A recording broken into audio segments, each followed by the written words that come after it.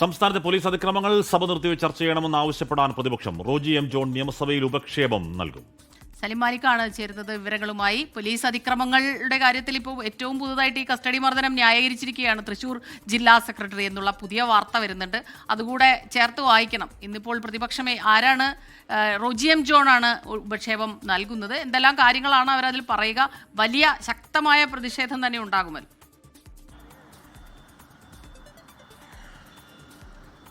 ഹാഷ്മി സ്മിത, സ്വാഭാവികമായും വലിയ പ്രതിഷേധമുണ്ടാവും. Roji M John ഇതിനോടകം തന്നെ ഉപക്ഷേപവുമായി ബന്ധപ്പെട്ട നോട്ടീസ് തയ്യാറാക്കി കഴിഞ്ഞു. സഭ നിർത്തിവെച്ച് ചർച്ച ചെയ്യണം എന്നുള്ളതിന്റെ ഉപക്ഷേപം റോജി എം ജോൺ നൽകും. യൂത്ത് കോൺഗ്രസിന്റെ ചൊവ്വന്നൂർ മണ്ഡലം പ്രസിഡന്റായ സുജിത് എസിനെ കുന്നംകുളം പോലീസ് അതിക്രൂരമായി മർദ്ദിക്കുന്നതിന്റെ വീഡിയോ പുറത്തു വന്നു. ഒപ്പം തന്നെ സംസ്ഥാനത്ത് പോലീസ് ലോക്കപ്പ് മർദ്ദനത്തിന്റെ നിരവധി പരാതികളും ദൃശ്യങ്ങളും പുറത്തു വന്നു. ഇത്രയും അധികം തെളിവുകൾ കൂടി പുറത്തു വന്നിട്ടും ഇവരെ സർവീസിൽ നിന്ന് പിരിച്ചുവിടാൻ തയ്യാറായിട്ടില്ല. അങ്ങനെ അവരെ തൃശൂർ ജില്ലാ secretary K V Abdul Khader പറയുന്നത് പോലീസുകാർ പിന്നെ ബിരിയാണി വാങ്ങിച്ചു കൊടുക്കുമെന്നുള്ളതാണ്. മദ്യപാനം സംഘത്തിൽ ഉൾപ്പെട്ട ആളായിരുന്നു സുജിത്ത്. തുടർന്നാണ് പോലീസ് നടപടിയെടുത്തത് എന്നൊക്കെയാണ് CPM തൃശൂർ ജില്ലാ സെക്രട്ടറി പറയുന്നത്. അപ്പോൾ എന്ന് പറഞ്ഞാൽ അന്ന് മദ്യപാന കേസിട്ട് കോടതിയിൽ ഹാജരാക്കി. കോടതി വൈദ്യപരിശോധന നടത്തി. വൈദ്യപരിശോധനയിൽ മദ്യപിച്ചിട്ടില്ലെന്ന് തെളിഞ്ഞു. തുടർന്നാണല്ലോ ജാമ്യം കിട്ടുന്നതും കേസില്ലാതായി പോയതൊക്കെ. അപ്പോൾ പാർട്ടിയുടെ ജില്ലാ സെക്രട്ടറി തന്നെ അതിനെ ന്യായീകരിക്കുമ്പോൾ എന്ത് തെളിവ്, എന്ത് അന്വേഷണം? സലിം,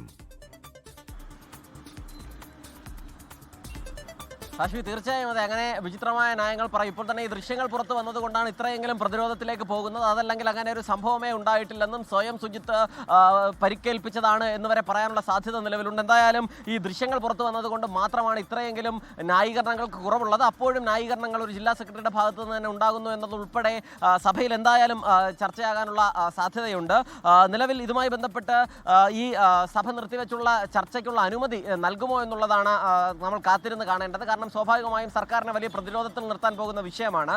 സർക്കാരിന് ഏതെങ്കിലും നിലയിൽ അത് പ്രതിരോധിക്കാൻ കഴിയുമോ എന്നും അറിയില്ല. കാരണം കഴിഞ്ഞ സഭാ സമ്മേളനങ്ങളിലൊക്കെ സഭ നിർത്തിവെച്ച് ചർച്ച ചെയ്യാനുള്ള ഉപക്ഷേപങ്ങളിൽ പലതും അംഗീകരിച്ചിരുന്നു. സമാനമായി മുൻകാലങ്ങളിലെ UDF സർക്കാരിൻ്റെ കാലത്ത് ഇത്തരത്തിലുള്ള കസ്റ്റഡി മർദ്ദനങ്ങളും ഉൾപ്പെടെ ശേഖരിച്ചുകൊണ്ട് അത്തരത്തിൽ സഭ നിർത്തിവെച്ച് ചർച്ച ചെയ്യാനൊരു അനുമതി നൽകുമോ എന്നുള്ളത് അറിയില്ല. എന്തായാലും മുഖ്യമന്ത്രി തന്നെ ഇന്നലെ അതുമായി ബന്ധപ്പെട്ടൊരു ന്യായീകരണം നടത്തിയിരുന്നു. ഒറ്റപ്പെട്ട സംഭവം എന്നുള്ളതായിരുന്നു മുഖ്യമന്ത്രി പറഞ്ഞിരുന്നത്. സംസ്ഥാനത്ത് കഴിഞ്ഞ 9 വർഷത്തിനിടെ നിരവധി സംഭവങ്ങളാണ് പോലീസ് അതിക്രമവുമായി ബന്ധപ്പെട്ട് പുറത്തു വന്നത്. അപ്പോഴെല്ലാം ഒറ്റപ്പെട്ട സംഭവം എന്നായിരുന്നു മുഖ്യമന്ത്രി പറഞ്ഞത്.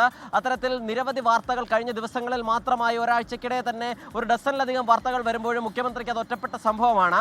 സ്വാഭാവികമായും അതേ ന്യായം തന്നെ ആകുമോ മുഖ്യമന്ത്രി എന്ന് പറയുക എന്നും അറിയില്ല. എന്തായാലും മുഖ്യമന്ത്രിക്ക് ഇന്ന് ഇത് ചർച്ച ചെയ്താലും ഇല്ലെങ്കിലും മറുപടി പറയേണ്ടി വരും. കാരണം ആഭ്യന്തരമന്ത്രി എന്ന നിലയിൽ ഈ സഭ എന്തുകൊണ്ട് ചർച്ച ചെയ്യണം, അതല്ലെങ്കിൽ എന്തുകൊണ്ട് ചർച്ച ചെയ്യേണ്ട എന്നുള്ള വിഷയം ഉൾപ്പെടെ മുഖ്യമന്ത്രിക്ക് മറുപടി പറയേണ്ടി വരും. അതുകൊണ്ട് തന്നെ ആദ്യമായിരിക്കും ഒരു LDF യോഗത്തിലല്ലാതെ ഈ വിഷയത്തിൽ മുഖ്യമന്ത്രി പൊതുസമൂഹത്തിന് മുൻപിൽ മറുപടി പറയാൻ നിർബന്ധിതമാകുന്ന ഒരു സാഹചര്യം കൂടി ഉണ്ടാവുക. മുഖ്യമന്ത്രി എന്ത് സ്റ്റാൻഡ് എടുക്കും എന്നുള്ളത് വളരെ പ്രധാനമാണ്. അപ്പോൾ നേരത്തെ രാവിലെ പറഞ്ഞതുപോലെ വലിയ ജഗപുക അത് നമ്മൾ പ്രതീക്ഷിക്കുന്നുണ്ട് ഇന്ന് സഭ.